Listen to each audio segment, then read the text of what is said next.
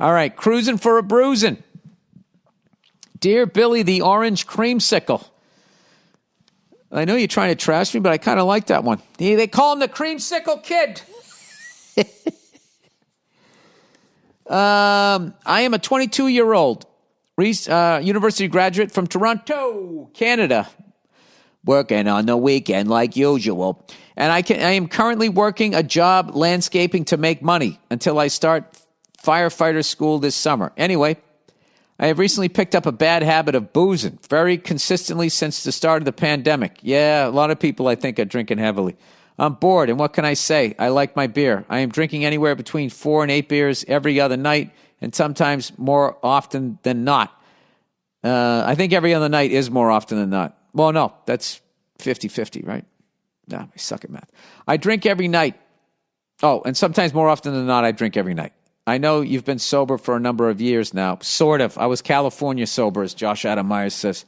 And basically, weed then kind of took over, and I was having an edible like 4 or 5 times a fucking, a week. And then I was just like, I have a problem against, and I had to walk away from that. So I've really just been sober since February 28th. So he says, I am thinking I should follow in your footsteps or at least drop down the number of days a week I'm drinking.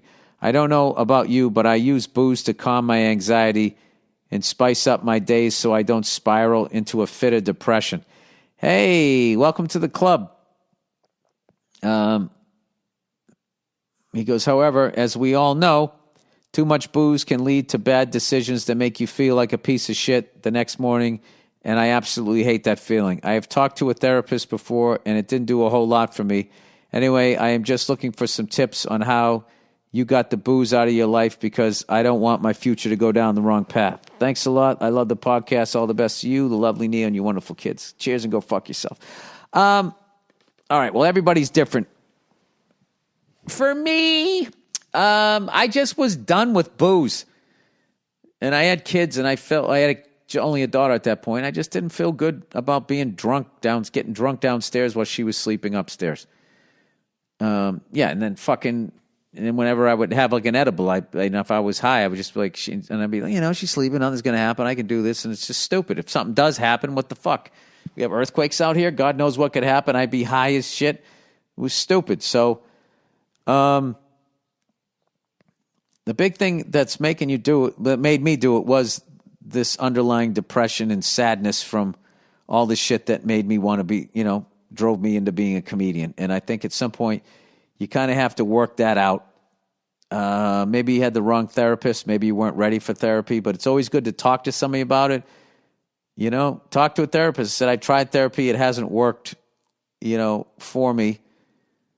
But, I'm drinking too much, and I think I'm drinking because to stay away from these depressive thoughts, and that's not the right reason to drink.